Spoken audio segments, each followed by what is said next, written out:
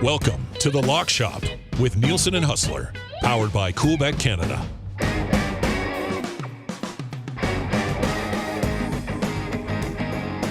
$11:05 on The Lock Shop. Dusty and Huss with you. Lock Shop, of course, presented to you by Coolbet right here on Edmonton Sports Talk.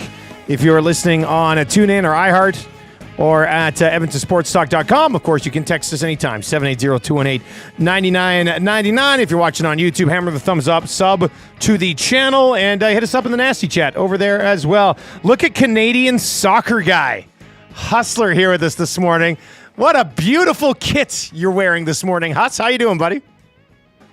I'm doing great. I'm doing great. I mean, listen, I'm still on a high from Friday night. Bomber win. Canada win, and I saw Sobkirk. We were right around it on a few of our exclusives this week. Like, shout out to me for asking Iwanek what his picks were and putting that into a big brain parlay, which came through for us, and I think plus 675. But I mean, like, we were 2 catches short of the WST Bomber parlay. The Seabears somehow lost to the Montreal Alliance. So that was unfortunate for Friday. And then, I mean, listen, we were talking about it beforehand. I did place a smaller wager on BC to sort of hedge our bets because I really didn't know about last night's game. I mean, BC better than Hamilton. Yes, the spot, we liked Hamilton, and they just got freaking embarrassed last night, which blew up the CFL parlay. The one thing I do love, though, about this schedule of the Canadian Football League is that when we're doing things like Friday, Saturday, Sunday night games, and we're 2-0, if you have the uneasy feeling that I had about the Ticats yesterday, you can go on the other side, guarantee yourself a win, and do that. And I actually did that and I'm very glad I did. I think I mentioned this on Friday's show. You know, we had the Canada to get out of the group but lose in the quarterfinal wager, which was 4-1. And I'm like, well, I don't really want to be hoping that Canada loses this game. That's right. So I was able to bet the other side of it and guarantee a win. And it was a little bit more for Canada to make it through, which they did. But it was great. We did hit the double play on Friday, which beautiful. was nice for any people that rode with us. But I feel like we're all around it right now. Traditionally, Dusty, I've looked at my betting stats, and this is sort of that lull. Like, you know, a lot of it, you know, wide world of wagering, betting on things that aren't maybe our fortes or expertise because it's fun.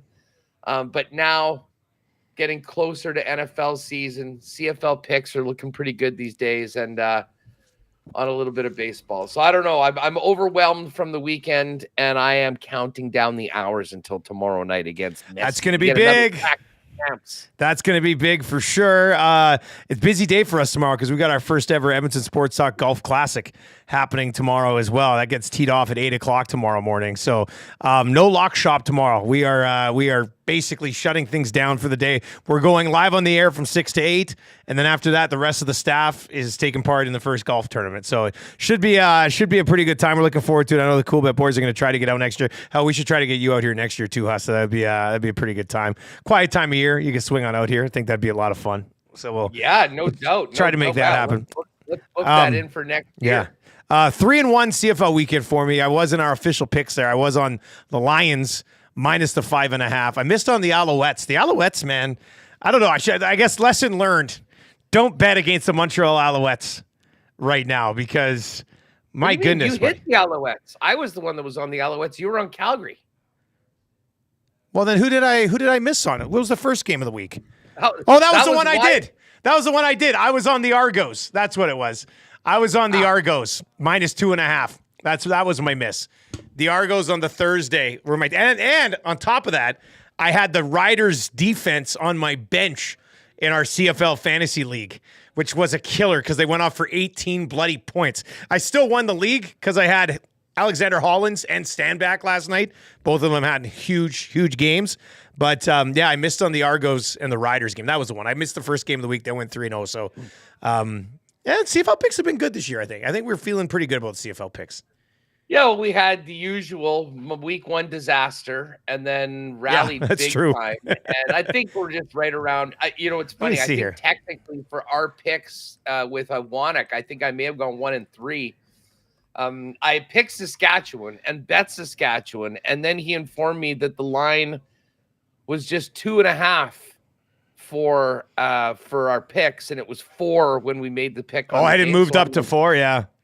So I'm like, well, I'm betting Saskatchewan, but you know what? I'll stay with Toronto. And so the current standings, Maddie's our CFL thing here. This is prior to this week, so this is after the week 4. Tommy Gazzola 11-5. Real nice started for Tommy. And then myself and Glue Guy 9-7. You and Remo 8-8.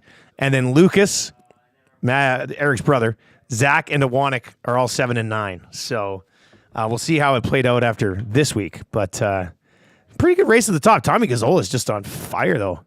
Who did Tommy have this week? Tommy had Toronto. That was a miss. He had Ottawa. That was a miss.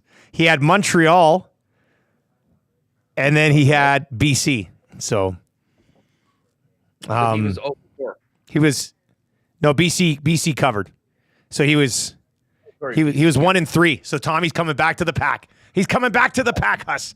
Hey, and that's how quickly things can turn. Knocking on the door for a spot on the lock shop. Yeah, that's right. Yeah. That's a really good point.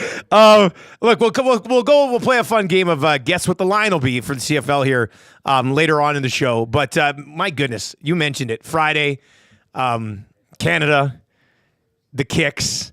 Davies stepping up cold-blooded and just hammering that one top corner. That was a magical moment, man. The goosebumps. Like I didn't even pick it up because what were we doing with the kids? I guess we were having a movie night. Because I got home Friday, having a movie night, put the kids to bed, and then I woke Marshall back up when I went to kicks, and I was like, hey. He hadn't fallen asleep. He was just laying in his bed. I said, come on out here and watch this moment. And so he got to watch it when Davies went up. He goes, that's the Edmonton guy. I was like, that is the Edmonton guy. And then he hammered it. It was magical, man. That was awesome to witness for our Canadian men's soccer program. Yeah, it's such a huge win. It's big for the federation. I think we're going to get an extra $4 million at least, which I'm sure they can use. Yeah. But I mean, to see the way the team has come together, like Jesse Marsh has been our coach for 2 months. I know. I mean, he got in their first 2 games were Netherlands and France. And they actually hung in that Netherlands game. They gave up 4 in the second half. So the final scoreline didn't look good, but they came back with a 0-0 tie against France. But the crazy thing about this is like when, casuals will know Alphonso Davies. They'll know Jonathan David. They probably know Stefan Eustáquio.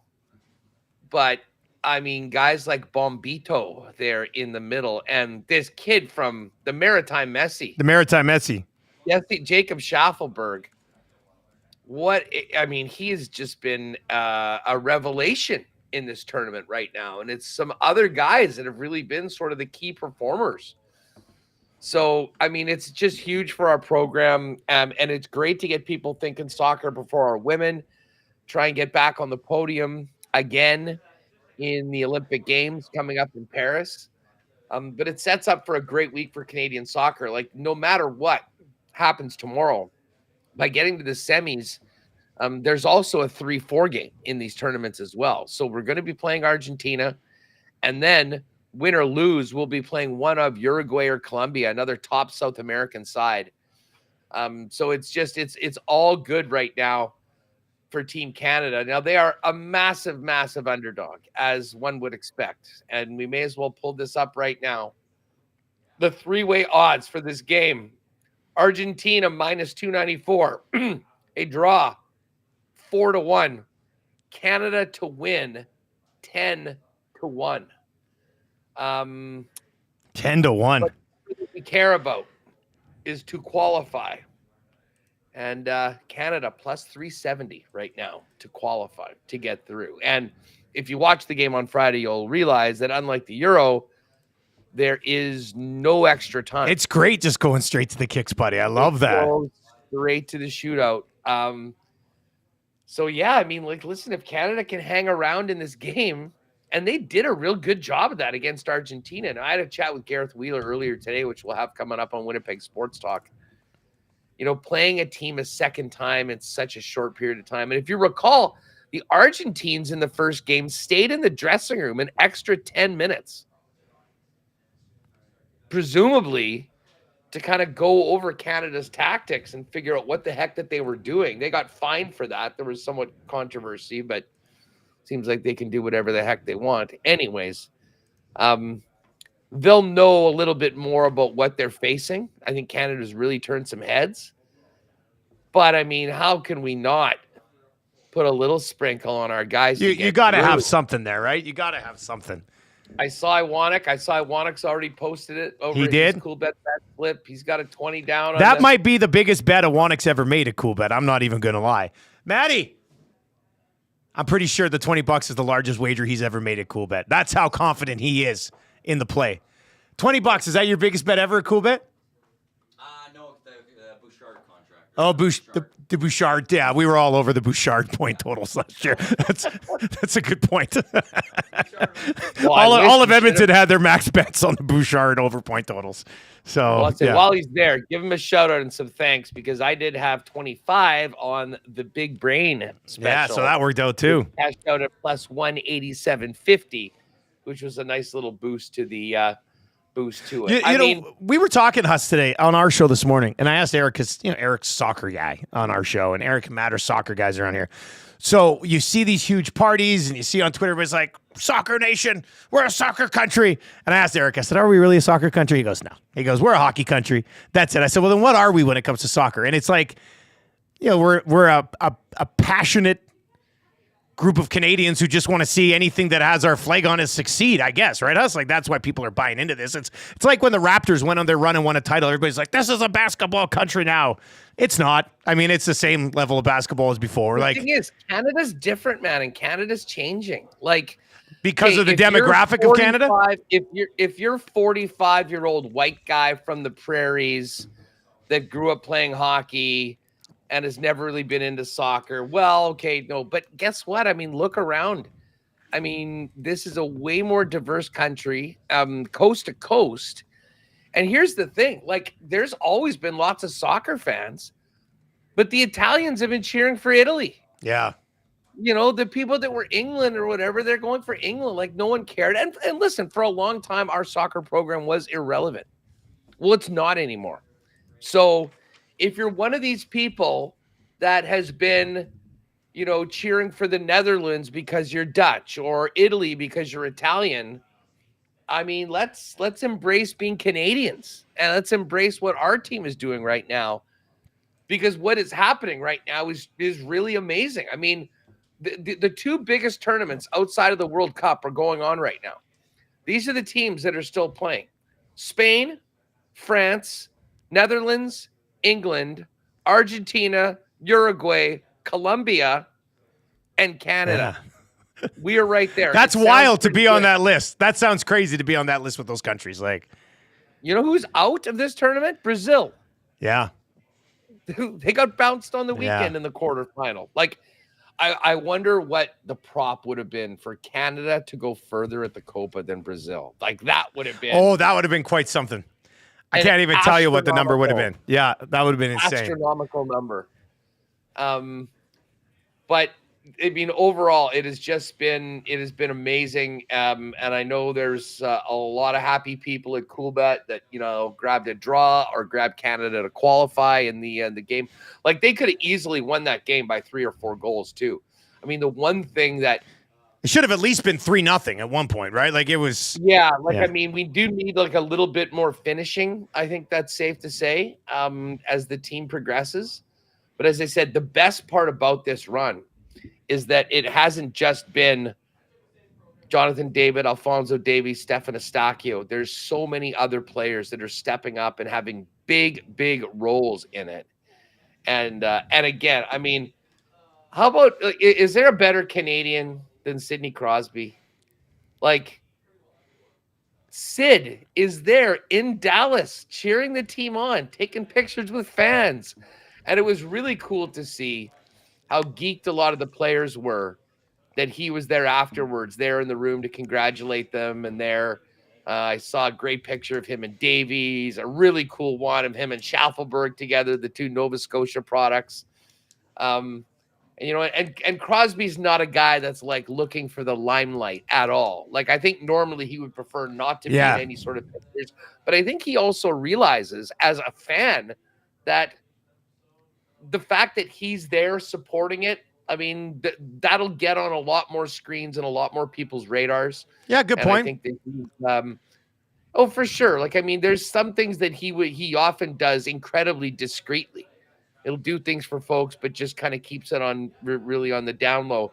For this, he was in the videos afterwards. He met them all. He did all the photos. And, I mean, to have our greatest hockey player, or one of them, be there at that stage, it is off time, supporting Team Canada, I thought was really cool. It just added more to the excitement of the night. And now they go from Dallas to MetLife Stadium tomorrow night. 82,000 people, probably 80,000 Argentinian fans, 2,000 for Canada. But hey, this is why they play the games, and this is the great thing about soccer, is that upsets do happen. Our goaltender, Crepeau, has been incredible. Or keeper, I should say. Yeah, keeper. Get it together. He's been incredible. I do mix in, even though I'm kind of borderline soccer guy, I do mix in a lot of our colloquial. Like, I was correct that I kept on calling it a shootout on the weekend. Oh, it's you idiot. It's kicks. It's kicks. Yeah. Yeah. The only thing I didn't like about the Crosby thing, I mentioned it this morning. I don't like how gray Sidney Crosby is.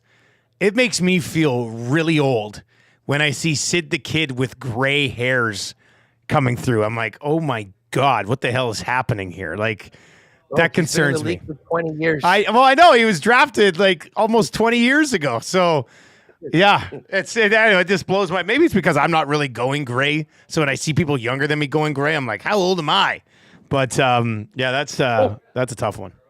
Mark, I gotta give you Mark and Fantasuk a huge credit. I was wondering who did this.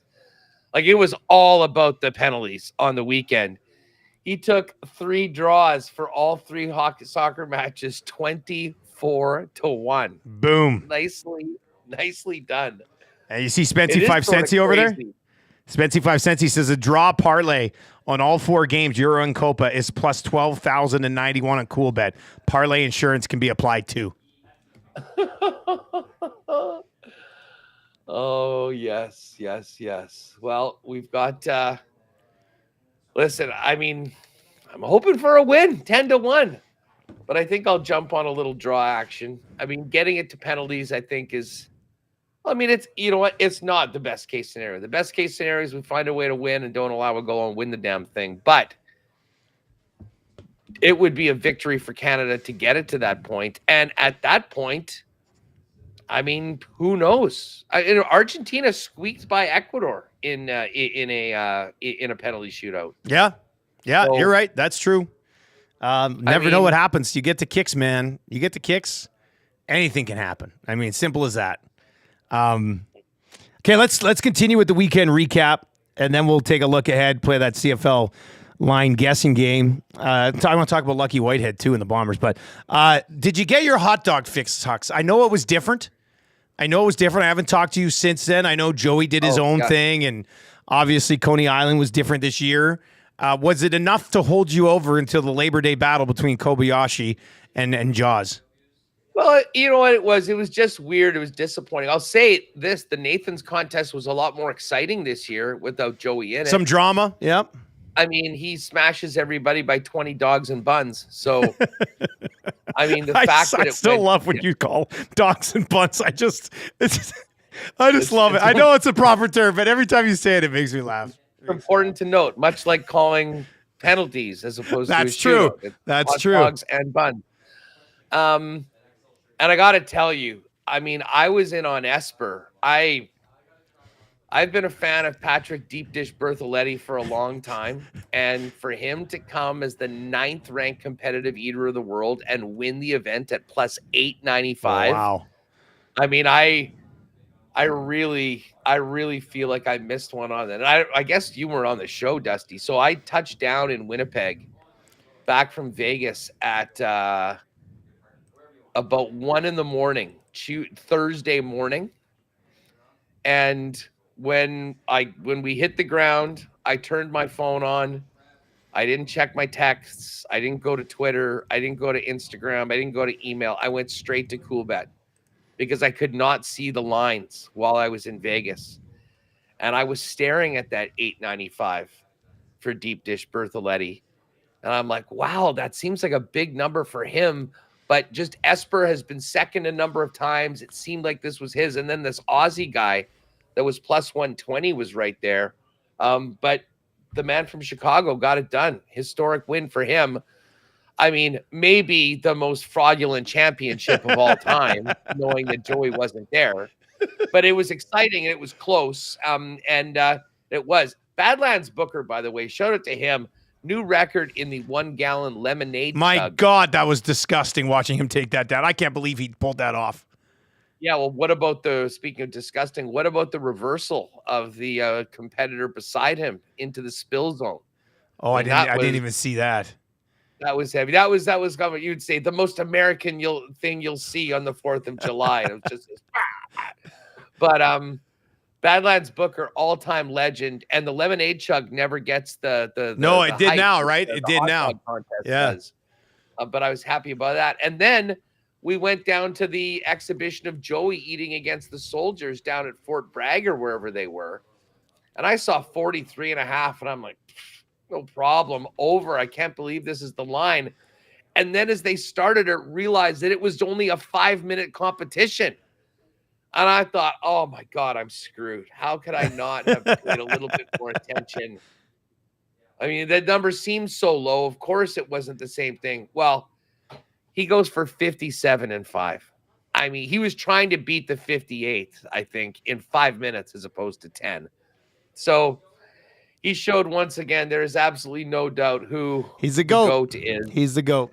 And I almost feel like it's too bad Kobayashi's at this point in his career, which actually just officially ended. He said he wasn't hungry anymore and he was retiring. Well, he's hungry enough for a battle with Chestnut on Labor Day weekend, but it's just not the same. Honestly, I still can't believe that Chestnut wasn't at Coney Island on Thursday. You thought they were going to get it done, right? It just seemed like it was some sort of a work, like a WWE style thing that prevented him from doing it. George Shea still stole the show, as always, with the introductions.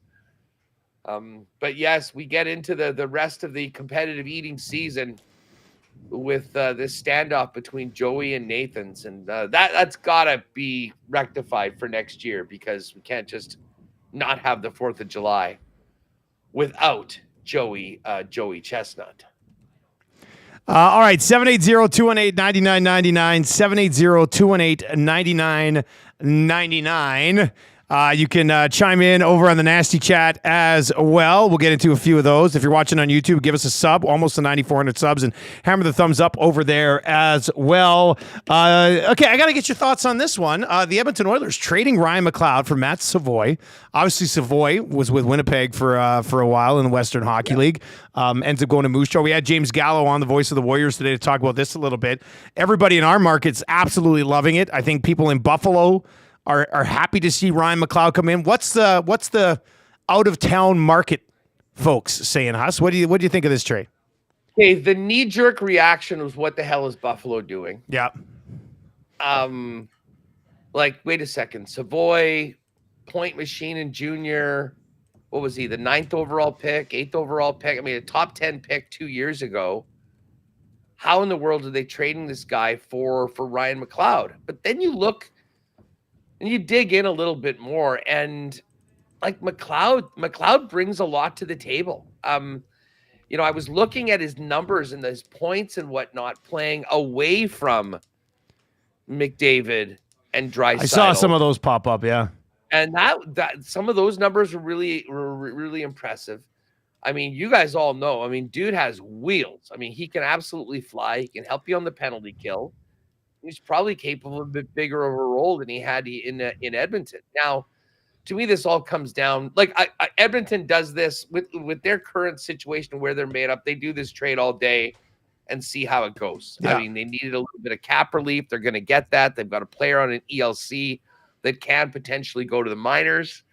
And it might not be a bad thing for Matt Savoie to play in the American Hockey League for a while. I don't really think there's a top 6 spot available for him in Edmonton.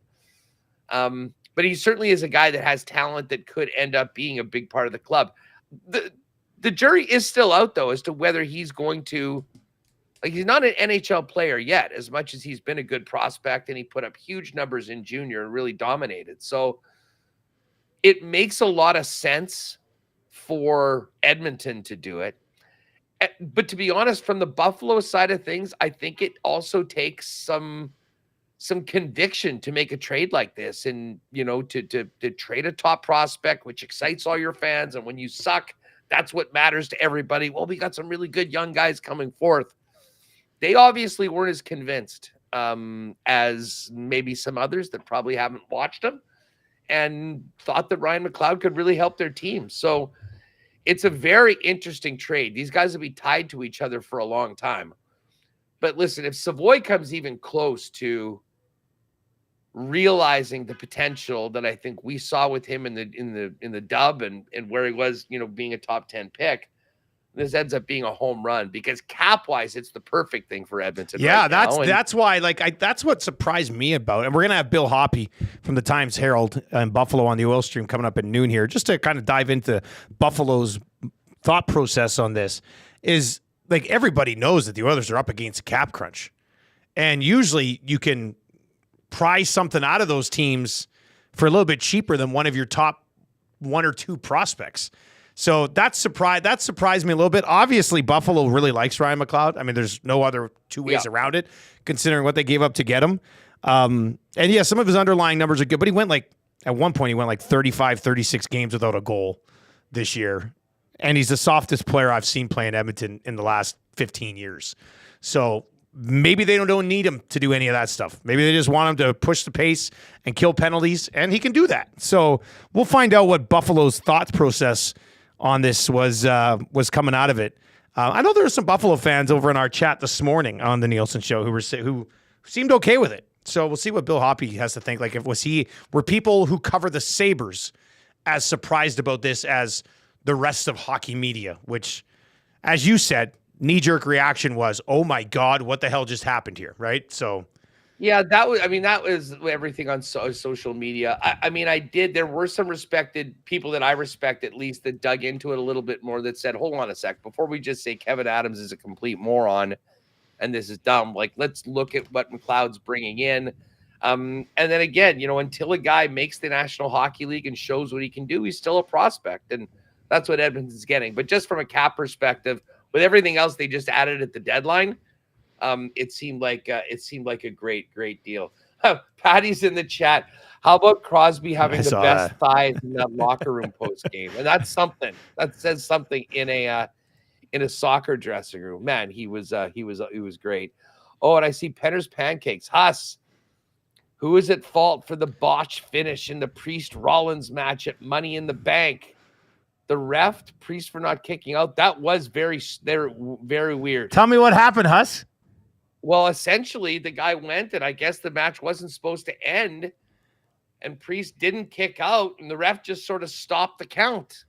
And people were wondering what it was. I'm not sure whether there was a time like the Drew McIntyre. So McIntyre did win the Men's Royal Rumble at plus 125. Then he came out afterwards to cash it in right away. And CM Punk then came in and prevented him from doing it. So that just kind of adds fuel to their fire. But yeah, it was bizarre. I'm going to actually have to go and watch that back again because it did seem strange. And then I got into the rest of it. The women's match was incredible. Our girl Chelsea Green was right there at the end. Got knocked off the ladder through 2 tables on the floor. It was truly an incredible spot. Tiffany Stratton won Tiffy time. We were close on our parlay. I was shocked that Sami Zayn won the way he did. Another plus 125 underdog in the Money in the Bank on the weekend. But overall, it was fun. And now it's all systems go for SummerSlam, Penner's Pancakes. So we'll pay attention. We'll have some picks coming in. Jen says Priest fault. Yeah, I kind of thought that too, but there was obviously some miscommunication or something like that. Overall, though, a pretty fun card overall. You want to get into some CFL? Any big CFL takeaways from you for the weekend just before we get to these lines? Oh boy, that's a good question. Well, I mean, Vernon Adams and the BC Lions offense is spectacular. Like he's on a better pace now than Nathan Rourke was in the Nathan Rourke season when everybody was like, "Oh my God, Nathan Rourke!" Like he's on pace for 6,700 yards right now, and that's without Keon Hatcher, like arguably his best weapon and one of the best receivers in the league, has been banged up to start the season. So, I mean, that's insane what Vernon Adams is doing. I hope, for the sake of the league, he stays healthy and throws for like 6,500 yards, which would just be phenomenal. Like you watch him play. I thought Dunnigan quoted it well after yesterday's game. It was like watching a flag football team play against the Ticats defense. Like they were just they did whatever they wanted. It was ridiculous. So I mean that's the one big one for me. The Riders going to 4-0. I mean that was a fun one to do on Thursday with Shea Paterson in at quarterback.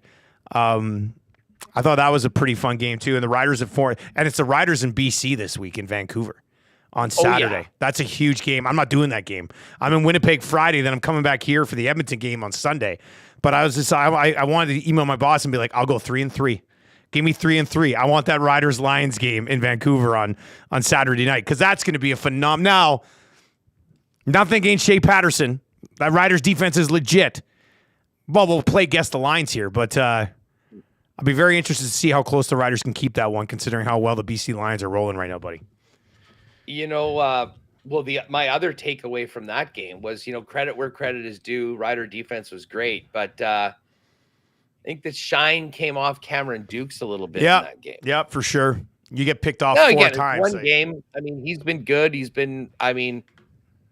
But put it this way, I've heard the name Chad Kelly a lot more in the last few days than I had at any point up until this point in the season. Montreal is amazing. And I was out and I saw they were down 12 and moving the football. And I'm like, I want to live bet them. They're winning this football game. They're not going to cover, but they are going to win this football game. And sure enough, they came back and did. Like Montreal still to me is the team to beat.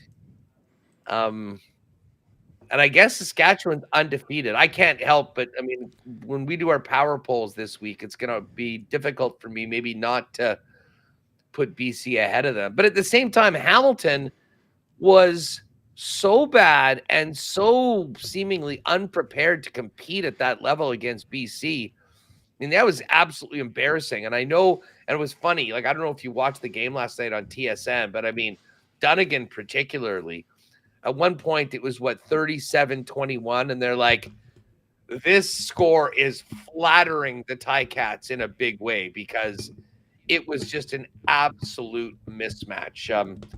Then of course there's the Bombers. And hey, they had to have a win. They had to find a way to do it.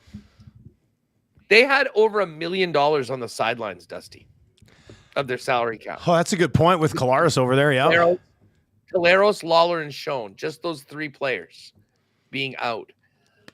But man, they had that one drive, 11 plays, 11 rushes, Oliveira or Strevler. I mean, that's the bully ball that the Bombers have played for a long, long time. And we weren't sure whether their offensive line was going to be able to produce anything like that. They hadn't been at their level that they'd put up for a number of games.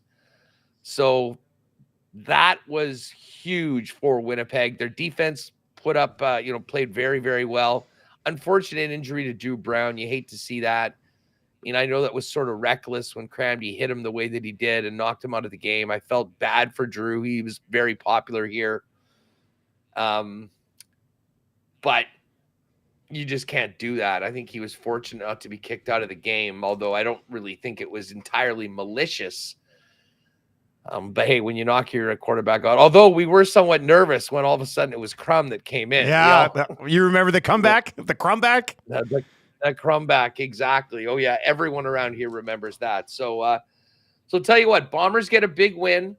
Montreal does them a favor by beating Calgary in a game that Calgary should have had. They had a nice big late lead and they weren't able to hang on to it, which sets up a very important game here in the West. I mean, if the Bombers can beat Calgary head to head, even up the season series, and get to 2-4, they're right back in it when it comes to clawing their way back at least into a playoff spot, because I think we know that right now, at least at this point in the season, BC and the Riders have established themselves as clearly the 1-2 teams in the West. And listen, it's Montreal and then everybody else right now in the East. I don't think there's much of a question of that. Well, let's dive into these 4 games then. Once again, here on a Monday, we have not seen these lines anywhere, so we like to take a run at them.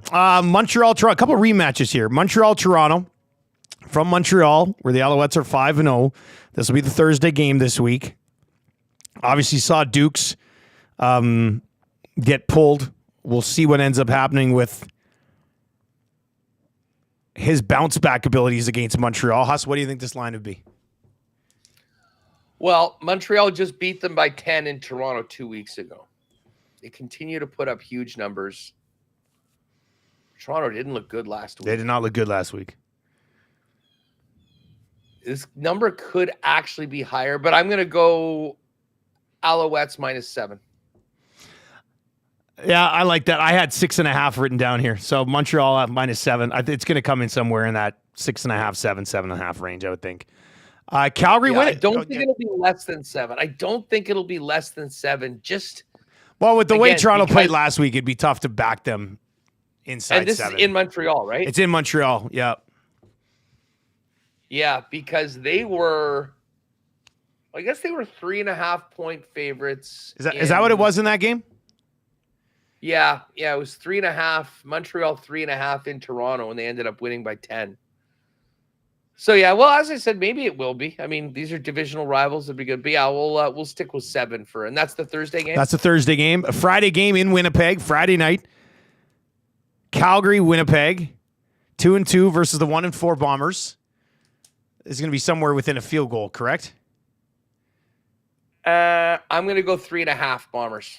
3.5 Bombers, eh? I thought 3. I was thinking 3, so you're half a point above me on that one. Be interested to see. That's a real intriguing matchup, because if the Bombers try to go, and they might have to, although Kolaris, was he practice today? I think Kolaris will play this week. Okay, well, that changes things, because I was thinking if they just try to run Strevler and Oliveira again against Micah Alway and Cam Judge, that's not easy to do. And those two guys are absolute monsters against the run. So, okay, well, we'll see how that one continues to work along. The Riders at 4-0 against the BC Lions at 4-1. In BC. In BC.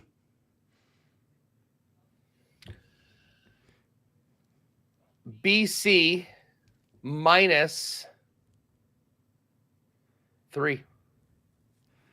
I would put it at 3.5, but I think it's going to end up being. In fact, it could maybe even be 4. Like Shea Paterson's still going to be starting. I know, that's why. Listen, man, you're gonna be like, you're nuts, but I got it at 6.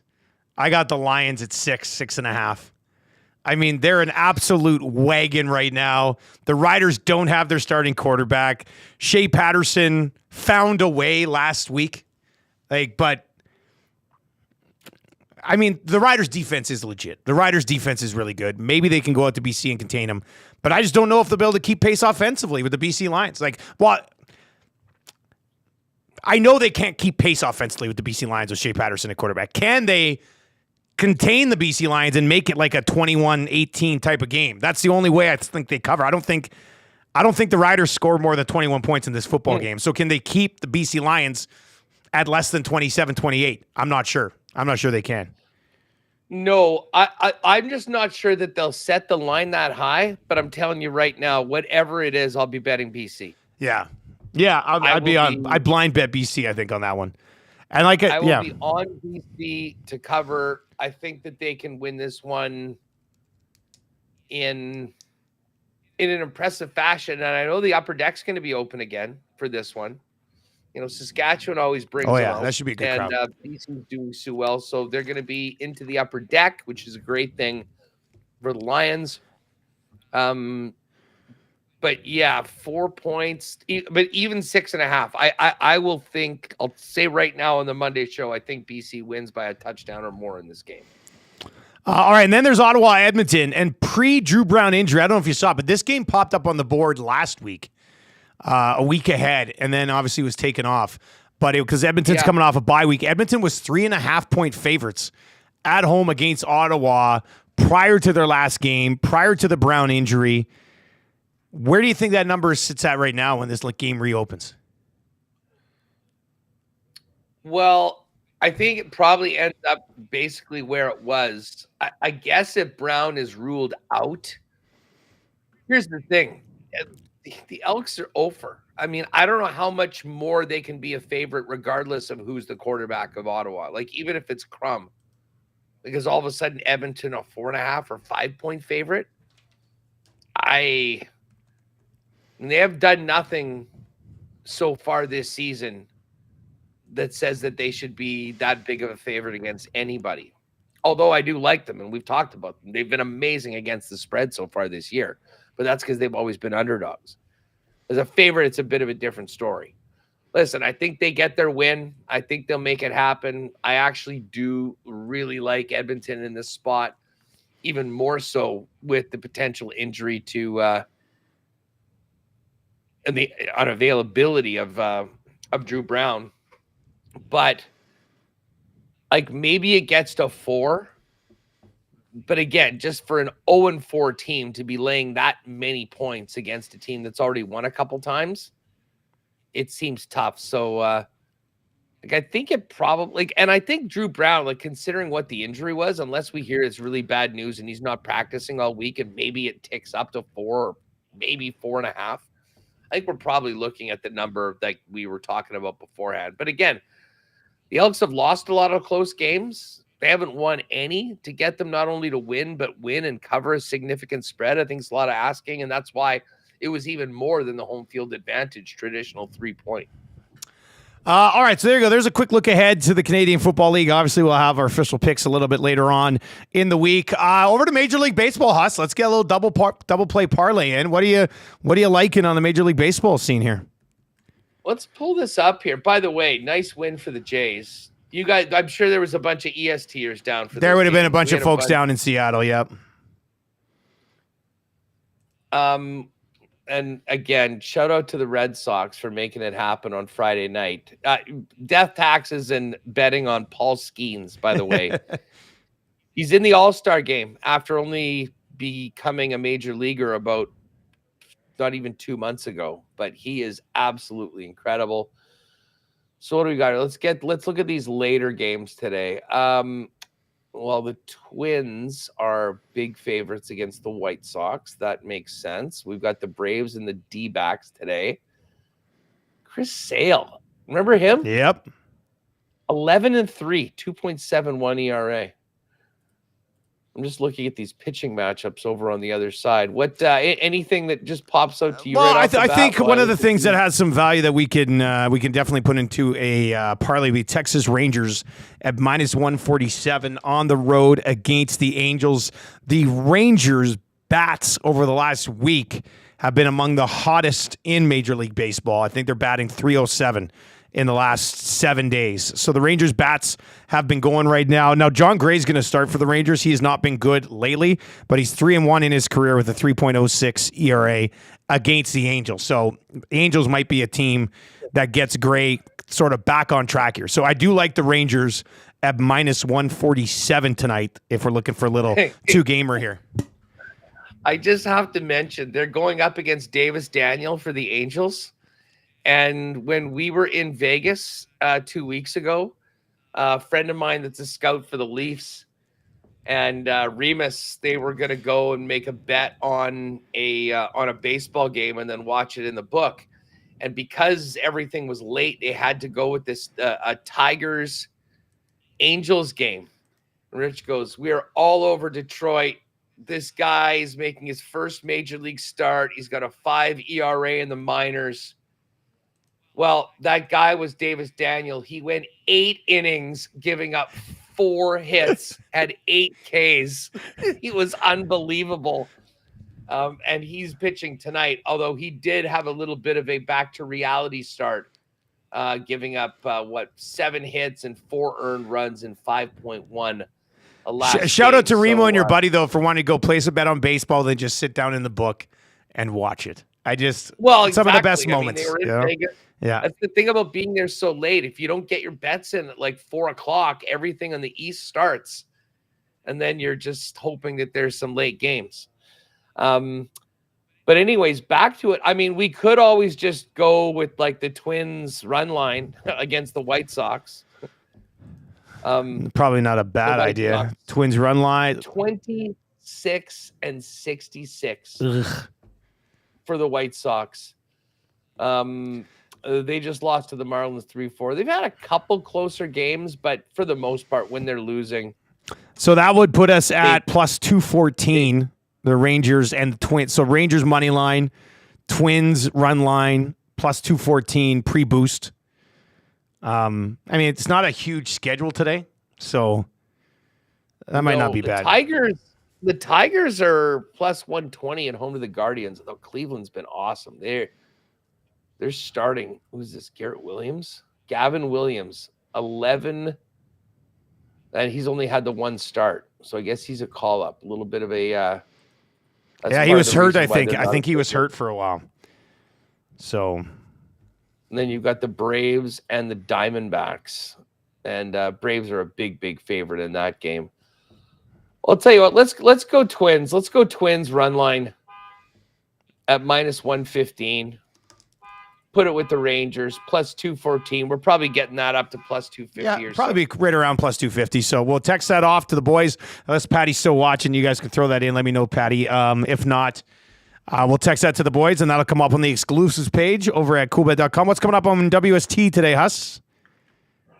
Oh, man, we got a lot. We got a wrap of development camp. We'll hear from Kevin Cheveldayoff. Jamie Thomas is going to jump on and talk about that. A big Bomber win on the weekend. Jeff Hamilton for the Winnipeg Free Press is going to come in.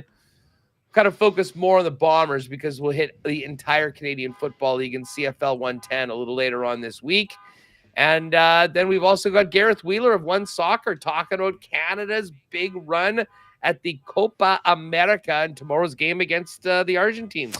Beauty, hey, before I let you go, just because you brought up Jamie Thomas, I know he's a big fantasy guy. I am currently drafting in the Scott Fish Bowl. Have you heard of the Scott Fish Bowl? It's like a big sort of industry thing. You have mentioned it before. Yeah, so anyway, it's a super flex plus tight end premium draft. So the draft is not like a lot of other drafts. I mean, they do, and we're talking thousands of people in this thing. So in my division right now, it's from the movie Tombstone. It's the Wyatt Earp division. And I'm drafting 10th. So this is how this draft went. Christian McCaffrey went first. Anthony Richardson went second overall. Then it went Jalen Hurts, Lamar Jackson, Josh Allen, Bijan Robinson, Justin Jefferson, Breece Hall, Patrick Mahomes. I was picking 10th. I went CeeDee Lamb at 10. He's going like 2 or 3 in regular drafts. So I took CeeDee Lamb at 10. Then it went Amon-Ra St. Brown, Tyreek Hill, Jamar Chase, A.J. Brown. And then I'm sitting here going, I got to get a quarterback now because there's going to be no quarterbacks left for me when I come back at the end of the 3rd round. So I was looking at Joe Burrow. I was looking at C.J. Stroud. But I decided to just stack Dak and CeeDee Lamb. Dak ended up with the 3rd most fantasy points among all quarterbacks last year. And I was just like, you know what? I'm going to just ride it out with this Dak CD stack. If they're great this year, I'm going to find myself in a pretty good spot. If not, I mean, I'll deal with it. After Dak Prescott, Jaden Daniels was the next quarterback taken. I was just about to ask you if Daniels was available. Jaden Daniels went. So I took Dak, then Travis Kelce went, then Jaden Daniels, then Sam Laporta, then Kyler Murray, and then Trey McBride. And that's where it sits right now. So quarterback and tight end heavy in the Scott Fish Bowl.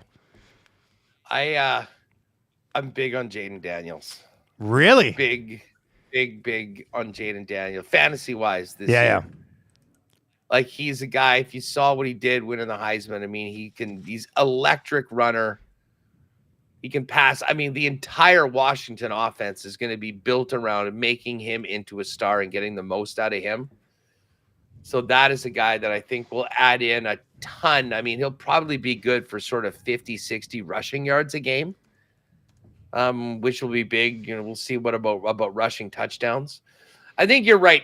That, and especially if you've got CeeDee's nuts. I mean, the Dak pick it makes more sense in your situation. I wouldn't have gone it if I didn't have CeeDee. I just decided to stack them and take a run at it with those two guys. I mean, and they were the number one receiver and number 3 quarterback last year. So in a lot of redraft leagues, Jaden Daniels is projected to be top 10 for sure, pushing top 5. Yeah. Depending on who you look at right now. So anyway, I love fantasy season. I'm fired up for it. It's going to be good. You get a lot of fantasy football talk on the Lock Shop for sure as we work our way through the NFL season. Huss, you have a good show today, buddy, and I'll catch up with you on Wednesday. Say what's up to the fellas. I'm sorry I will miss the festivities, but have a birdie booze and a 6 o'clocker lager for me tomorrow at the course. Don't worry, buddy. That'll be certainly happening. We'll be live from 6 to 8 tomorrow, and then everybody be heading out for the golf tournament. So it should be a lot of fun. That's gonna do it for Lock Shop today. Check out Hudson Winnipeg Sports Talk coming up right away. Tommy and I will be on the oil stream. Bill Hoppy, who covers the Sabres, is gonna pop by as well. That'll do it for the Lock Shop. Thank you very much for joining us today. Best of luck tonight, and we will talk to you on Wednesday.